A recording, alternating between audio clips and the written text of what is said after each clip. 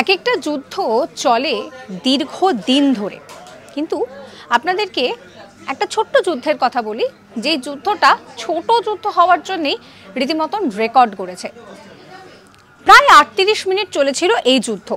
এই যুদ্ধের নাম হচ্ছে জাঞ্জিবার যুদ্ধ। ১৮৯৬ সেই সময় এই যুদ্ধ হয়েছিল। এই যুদ্ধ মূলত ইংরেজদের বিরুদ্ধে হয়েছিল এবং এই যুদ্ধের যে কারণ ছিল সেই কারণটা কিন্তু ছিল নিজেদের অস্তিত্বকে বাঁচিয়ে রাখা।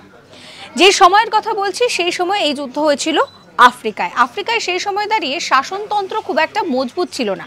আর তার জন্য যেটা হতো যে আফ্রিকার যারা অভিভাবক দেশ ছিল তারা সবাই সেখানে উপনিবেশ তৈরি করার একটা চেষ্টা করত।